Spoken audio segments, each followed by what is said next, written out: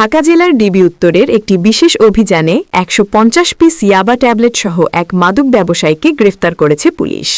Police সূত্রে জানা গেছে, ঢাকা জেলার পুলিশ সুপার মোহাম্মদ আনিসুর জামান পিপিএমের দিক নির্দেশনায় ২৩ অক্টোবর বিকাল ৪:৩০টার দিকে আশুলিয়ার বাদাইল পশ্চিমপাড়া এলাকায় এ অভিযান পরিচালিত হয়।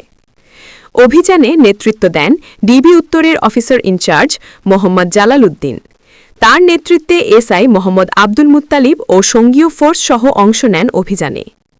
এ সময় বাদাইল পশ্চিমপাড়া এলাকায় অভিযান চালিয়ে গ্রেফতার করা হয় মাদক ব্যবসায়ী মোহাম্মদ আজম মোল্লাকে। আজম মোল্লা গোপালগঞ্জ জেলার কাশিয়ানী থানার পাথরঘাটা এলাকার বাদশা মোল্লার ছেলে। বর্তমানে তিনি সাভারের কোলমা এলাকায় মুড়ি ফ্যাক্টরির পশ্চিম পাশে বসবাস করেন। তার কাছ থেকে ১৫০ পিস ইয়াবা ট্যাবলেট উদ্ধার করা হয়েছে। এই ঘটনায় আশুলিয়া থানায় নিয়মিত মামলা রুজুর প্রক্রিয়া চলছে। ঢাকা জেলা পুলিশের পক্ষ থেকে জানানো হয়েছে, মাদক বিরোধী অভিযান অব্যাহত থাকবে।